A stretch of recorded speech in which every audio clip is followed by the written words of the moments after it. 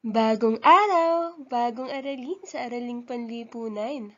Para sa unang markahan Module 1, ay tatalakayin natin ang epekto ng kaisipang liberal sa pag-usbong ng damdaming nasyonalismo.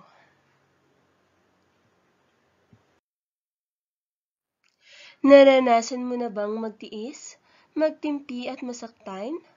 Sadyang likas sa ating mga Pilipino ang mapagmatiis at mapagbigay, kung kaya't matagal tayong nagtiis sa kamay ng mga mapang-abuso at malulupit na mga Espanyol. Subalit dumating ang sandali na kung saan nagising ang ating mga bayani sa katotohanan. Tulad nga ng wika ni Gat Jose Rizal, walang mang-aalipin kung walang paaalipin. Sa module na ito ay iyong malalaman kung paanong nakaapekto ang kaisipang liberal sa pag-usbong ng damdaming makabansa na nakapagpausbong ng nasyonalismong Pilipino. Mayroong dalawang aralin sa module na ito. Para sa unang aralin, ay tatalakayin natin ang mga salik na nagpausbong ng kamalayang nasyonalismo. Para naman sa ikalawang aralin, ay ang mga epekto ng kaisipang liberal sa Pilipinas. Tatalakayin sa mga araling ito kung ano ang nagbigay lakas upang magkaisa ang mga naaping Pilipino upang maging malaya sa mga mabagsik na kamay ng mga Kastila. Aalamin din natin ang mga naging epekto ng kaisipang liberal sa ating bansa. Handa ka na bang matuto? Tara, samahan ninyo ko.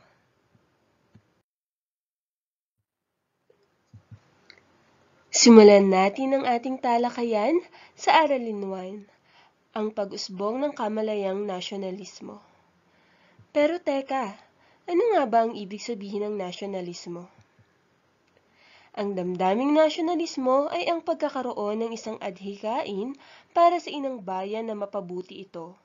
Ito ay damdaming makabayan na maipapakita sa matinding pagmamahal at pagpapahalaga sa inang bayan.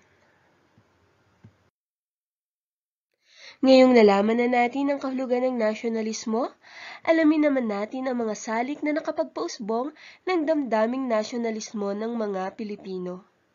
Ano-ano nga ba ang naging dahilan upang mag-alab ang pagmamahal ng mga Pilipino sa ating bansa noong panahon ng Espanyol? Una, ang pagbubukas ng Pilipinas sa pandaigdigang kalakalan. Ikalawa, pagpasok ng kaisipang liberal sa Pilipinas. Ikatlo, pag-usbong ng panggitnang uri. Ikaapat, pamumuno ni Gobernador General Carlos Maria de la Torre. At ang ikalima ay ang pag-aalsa sa Cavite noong 1872 at ang pagbitay sa 3 paring martir. Simulan natin ang ating talakayan sa unang salik na nakapagpausbong ng damdaming nasyonalismo ng mga Pilipino, ang pagbubukas ng Pilipinas sa pandaigdigang kalakalan. Noong 1789, sa pamamagitan ng isang dekreto, bahagyang nabuksan ang Maynila sa pandaigdigang kalakalan, kaya't nagkaroon ng pagkakataon ng mga dayuhan na makapagnegosyo sa Pilipinas. Dumami palalo ang mga mangangalakal sa Maynila nang mabuksan ang Suez Canal noong 17 ng Nobyembre, 1869. Teka, saan nga ba matatagpuan ang Suez Canal? Ang Suez Canal ay matatagpuan sa Egypt. Pinag-uugnay nito ang Mediterranean Sea at Red Sea. Maraming pagbabago ang naganap sa Pilipinas nang buksan ang Suez Canal. Ilan nga dyan ay ang una, napabilis ang transportasyon at komunikasyon sa pagitan ng Pilipinas at Spain. Ikalawa, napaunlad ang mga produktong agrikultural na iniluluwas ng Pilipinas katulad ng tabako, abaka at asukal. Ikatlo, dumami ang mga dayuhang pumapasok sa bansa, partikular na ang mga mangangalakal na may dalang iba't ibang kaisipang galing sa Europa, katulad ng konsepto ng demokrasya at liberalismo. At ang panghuli ay ang pagkakaroon ng pagkakataon ng mga maalawang Pilipino na makapag-aral. Dumako naman tayo sa ikalawang salik na nagpausbong ng kamalayang nasyonalismo ng mga Pilipino, ang pagpasok ng kaisipang liberal sa Pilipinas. Unang ginamit ang katagang liberal sa Spain at tumutukoy ito sa mga rebeldeng Espanyol noong 1820. Bagamat ang tunay na kahulugan nito ay ang kalayaang isulong ang pagbabago sa lipunan.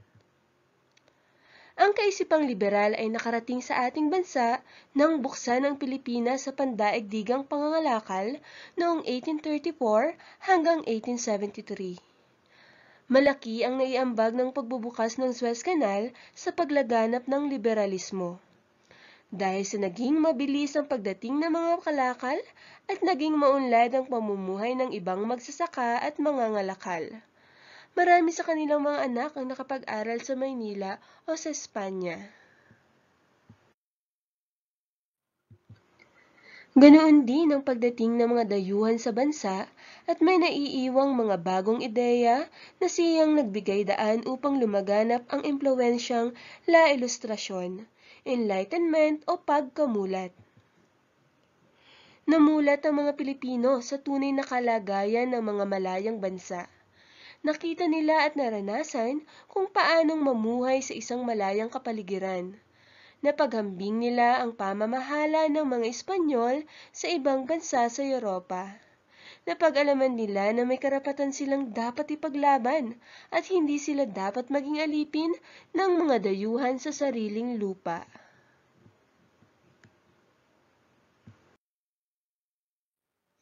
Ngayon naman ay dumako tayo sa ikatlong salik na nagpausbong ng kamalayang nasyonalismo ng mga Pilipino. Ang pag-usbong ng panggitnang uri. Sa pagsigla ng kalakalan sa Maynila, maraming mga Pilipino at mga dayuhan ang naganyak na makipagkalakalan. Ang mga Ingles, Amerikano at Tsino ay nakapagpasok ng malaking kapital sa bansa. Nagbigay daan ito sa pag-unlad ng pamumuhay ng mga Pilipino. Sila ang bumuo sa panggitnang uri o middle class sa lipunan sa Pilipinas. Ano nga ba ang kahulugan ng panggitnang uri? Sino-sino nga ba ang bumubuo rito? Ang panggitnang uri ay binubuo ng mayayamang Pilipino, mistisong Espanyol at Tsino na ang kabuhayan ay higit pa sa karaniwang Pilipino. At dahil nga sa kasaganahan na nakamit nila, marami sa mga anak nila ang nakapag-aral sa Maynila o sa Europa. Dahil sa kanilang pagsasanay sa ibang bansa, naging malawak ang kanilang pananaw sa buhay. Doon, ang mga kabataang naliwanagan o nabuksan ng kamalayan tungkol sa mga ideya o kaisipang liberal ay tinawag na ilustrados. Ang mga ilustrados tulad ni Jose Rizal, Graciano Lopez Haina, Marcelo H. del Pilar, Antonio Luna, Juan Luna, Mariano Ponce, Jose Maria Panganiban at marami pang iba. Ang kaisipang liberal na kanilang nabasa at sa edukasyong kanilang nakamit ang siyang nagmulat sa kanila sa tunay na kalagayan ng Pilipinas. Ngayon ay alamin naman natin ang naging resulta ng pamumuno ni Gobernador General Carlos Maria de la Torre sa mga Pilipino noong panahon ng Espanyol. Isang magiting na kawal si General Carlos Maria de la Torre. Naging Gobernador General siya noong ika-23 ng Hunyo, 1869. Naniniwala siya sa liberalismo at ipinamalas niya ito sa pamamagitan ng mga patakaran at mahusay na pakikitungo sa mga tao. Pantay-pantay ang pagtingin niya sa mga Espanyol at mga Pilipino. Ipinagbawal niya ang parusang paghagupit, winakasan ang pag-eespiya sa mga pahayagan, at hinikayat ang malayang pamamahayag. Naniniwala siya na ang lahat ng tao ay pantay-pantay, kaya sa panahon ng kanyang panunungkulan ay naramdaman ng mga Pilipino ang kalayaan at ang malaking pagbabago. Naging maikli lamang ang pamumuno ni Gobernador General Carlos Maria de la Torre, ngunit napakilala niya ang kalayaan, pagkakapantay-pantay at kapatiran. Ngayon ay dumako naman tayo sa mga naging epekto ng pag-aalsa sa Cavite noong 1872 at ang pagbitay sa tatlong paring martir. Naging mahigpit at nagdulot ng pahirap sa mga Pilipino ang pamamahala at mga kautusan ni Gobernador Izquierdo. Inalisan niya ng karapatan at kabuhayan ang mga manggagawang Pilipino sa Cavite na hindi nakapagbayad ng taunang buwis. Sa ginawa ni Izquierdo na pagmamalupit, naramdaman ng mga Pilipino ang malaking pagkakaiba ng pamumuno ni De la Torre. Dahil dito, nagkaroon ng di pagkakaunawaan at naiuwi sa pag-aalsa noong ika-20 ng Enero, 1872. Ito ay sa pamumuno ni Sargento Fernando Lamadrid. Napatay nila ang mga pinuno ng hukbong Espanyol at nakuha ang arsenal sa Cavite. Lumusob ang malaking tropa ng mga Espanyol at nagkaroon ng madugong labanan, na siyang ikinasawi ng mga nag-aalsang Caviteño kasama na sila Madrid. Ang mga nakaligtas ay ipinadala sa Intramuros, Maynila bilang mga bilanggo. Agad namang nasugpo ng mga Espanyol ang pag-aalsa sa Cavite. Hinuli lahat ng nasangkot at pinagbintangang pinuno nito. Kabilang na nga dito sina Padre Mariano Gomez, Padre Jose Burgos at Padre Jacinto Zamora. Sila ay pinagbintangang mga pinuno sa naganap na pag-aalsa sa Cavite. Ito ay kanilang ginawa upang matahimik ang noong mainit na isyu ng sekularisasyon. Ang kilusang sekularisasyon ay itinatag upang ipagtanggol ang karapatan ng mga paring sekular sa mga parokya. Mayroong dalawang uri ng pari noong panahon ng Espanyol. Ang una ay ang paring sekular o mga paring nagsasanay sa seminaryo upang mangasiwa sa mga parokya sa Pilipinas. Sila ay nasa ilalim ng pamamahala ng mga obispo at walang kinabibilangang orden kumpara sa mga paring regular. Ang mga paring regular naman ay kabilang sa mga orden. Sila ay mga paring misyonero na naglalakbay sa iba't ibang lugar upang magpalaganap ng Kristyanismo. Halimbawa, ang mga Agustino, Jesuita at Dominikano.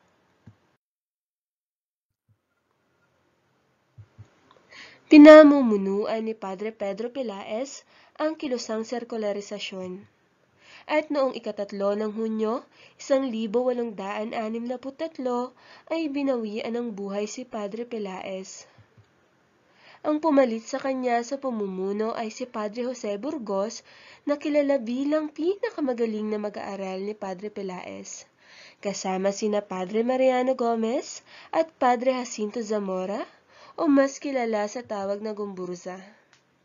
Pinadakip at hinatulan sila ni Gobernador Izquierdo ng kamatayan sa pamamagitan ng garote noong ika-17 ng Pebrero 1872. Ngunit naniniwala si Arsobispo Gregorio Militon Martinez na walang kasalanan ng tatlong pari, kaya hindi niya pinaalis ang abito nang binitay ang mga ito sa Bagong Bayan o kilala sa tawag na Rizal Park ngayon.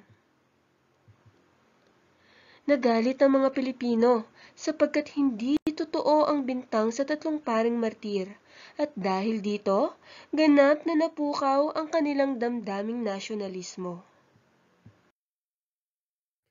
Ngayong nalaman na natin ang mga naging salik o dahilan ng pag-usbong ng damdaming nasyonalismo ng mga Pilipino sa panahon ng Espanyol, ay dumako naman tayo sa ikalawang aralin. Ang mga naging epekto ng kaisipang liberal sa Pilipinas. Ang malaking pagkakamaling ginawa ni Gobernador Izquierdo ay ang hatulan niya ng kamatayan ang tatlong pari na sina Padre Mariano Gomez, Jose Burgos at Jacinto Zamora. Iniutos ni Arsobispo Gregorio Militon Martinez na patunugin ang mga kampana sa lahat ng simbahan. Ang pagkamatay ng tatlong pari ay itinuturing na kabayanihan ng mga Pilipino. Ang pangyayaring ito ay isa sa gumising sa damdaming nasyonalismo ng mga Pilipino. Nadama ng bayan na kailangan na ang pagbabago dahil sa patuloy na kalupitan at katiwalian ng mga Espanyol. Ito ang nagbunsod sa mga Pilipino sa Espanya upang ilunsad ang kilusang propaganda. At sa aralin ngang ito ay tatalakayin natin ang mga kilusan o samahan na nabuo noong panahon ng Espanyol. Ito ay ang mga samahan o kilusan na magiting na lumaban sa kamay ng mga dayuhan upang makamtan natin ang kalayaan. Simulan natin sa kilusang propaganda. Noong 1872, matapos mabitay ang tatlong paring martir, ay itinatag ang kilusang propaganda. Ang samahang ito ay gumamit ng mapayapang pamamaraan sa pamamagitan ng lapis, pluma, papel at karunungang upang maipaabot ang kanilang paghingi ng reforma o pagbabago sa kolonya. Ang mga kasapi nito ay sina Jose Rizal, Marcelo H. del Pilar, Graciano Lopez Haina, Antonio Luna, Juan Luna, Mariano Ponce Trinidad, Hermenegildo Pardo de Tavera, Jose Maria Panganiban, Pedro Paterno, Felix Resurrection Hidalgo, at Dominador Gomez. Bagamat walang opisyal na pamunuan ang kilusang propaganda, may tuturing na tatlo ang kinikilalang pinakatanyag na reformista o mga ulo ng kilusang propaganda. Ito ay sina Jose Rizal, Graciano Lopez Haina at Marcelo H. del Pilar. Sa pamamagitan ng mga akda ng mga tanyag na reformista tulad ni Rizal, Lopez Haina at del Pilar ay napapaabot nila sa pamahalaang Espanyol ang hangarin ng mga Pilipino. Upang mailathala ang kanilang saloobin at mga akda, itinatag ni Graciano Lopez Haina ang La Solidaridad. Ang La Solidaridad ay opisyal na pahayagan ng kilusang propaganda. Ang mga paksang makabayan ang mga inilalathala rito. Ipinapadala ito sa Pilipinas upang mabasa ng mga Pilipino at magkaroon ng kamalayan ang mga ito sa nagaganap sa Pilipinas at maunawaan ang mga Pilipino ang kahalagahan ng reforma o pagbabago sa bansa. Inilathala ni Jose Rizal ang kanyang mga nobelang No Limit ang Here at El Filibusterismo na tumiligsa sa mga maling patakaran ng mga Espanyol. Itinatag naman ni Marcelo H. del Pilar ang Diaryong Tagalog, ang unang pahayagang Tagalog. Dito niya unang ibinunyag ang kalupitan ng mga Espanyol sa mga Pilipino. Ginamit ni del Pilar ang bansag na Plaridel. Nagalit ang mga Espanyol sa kanya, kaya daglit siyang tumakas patungong Spain. Nang mamatay si Graciano Lopez Haina noong ika-20 ng Enero, 1876, si del Pilar ang pumalit bilang patnugot ng La Solidaridad. Hindi maituturing na tagumpay ang kilusang propaganda sa kahilingan nitong pagbabago sa pamahalaan, ngunit nagbigay daan naman ito sa pagbubuo ng isang lihim na kapisanang tinatawag na katipunan. Ang katipunan o KKK na ang ibig sabihin ay kataas-taasan, kagalang-galangang katipunan ng mga anak ng bayan ay isang lihim na samahang naglayong wakasan ang pananakop ng mga Espanyol sa pamamagitan ng pwersa o lakas. Itinatag ito ni Andres Bonifacio, Valentin Diaz, Teodoro Plata, Ladislao Diwa at Diodato Arellano noong ika-7 ng Hulyo, 1872 sa isang bahay sa Kalye 72 Ascariaga o kilala sa tawag na Claro M. Recto ngayon. Kasama ng ibang mga naging kasapi, sila ay nagkaroon ng sanduguan sa pamamagitan ng paggamit nila ng sariling dugo sa pagsulat ng pananda ng kanilang mga pangalan. Si Andres Bonifacio ang tinaguriang Supremo ng Katipunan. Si Emilio Jacinto naman ang tagapagpayo ni Andres Bonifacio. Tinagurian din siyang utak ng Katipunan. Siya rin ang patnugot ng pahayagan ng Katipunan, ang kalayaan. Ito ang naglalahad ng mga mapanghihimagsik na kaisipan ng kapisanan. Ang Katipunan ay natuklasan bago pa man nakapaghanda ang mga kasapi nito para sa labanan. Ngunit para kay Andres Bonifacio, nakatakda na ang himagsikan. Iyon na ang hudyat upang makipaglaban sila sa mga Espanyol. At bilang panghuli, isa nga sa mga nabuong samahan na lumaban sa mga mapang-abusong Espanyol ay ang La Liga Filipina. Ito ay isang samahang binuo ni Jose Rizal noong 3 ng Hulyo, 1872. Ang layunin nito ay mapagsama-sama ang mga Pilipino, maipagsanggalang sila sa mapang-abuso at sa katiwalian ng mga Espanyol, magsagawa ng reforma sa bansa, at mapabuti ang edukasyon, pagsasaka at kalakalan sa bansa. Marami nang sumali sa La Liga Filipina, ngunit nahati ang mga kasapi nito. Ang mga ilustradong kasapi ay nagtaguyod ng pakikipaglaban para sa reforma at ang iba naman ay nagbalak ng paghihimagsik. Bagaman hindi nagtagal at natupad ang reformang ipinaglalaban ng La Liga Filipina, nagising naman ito ang damdamin ng mga tao laban sa mga Espanyol at nagbigay daan ito sa pagsiklab ng himagsikan ng 1896. At ngayong nakilala na nga natin ang mga samahan o kilusang magiting na nakipaglaban noong panahon ng Espanyol, ay huwag nating kakalimutang sagutan ang lahat ng mga gawain na makikita natin sa ating module. Ito ay mahalaga upang malaman natin kung marami kayong natutunan sa mga araling ito.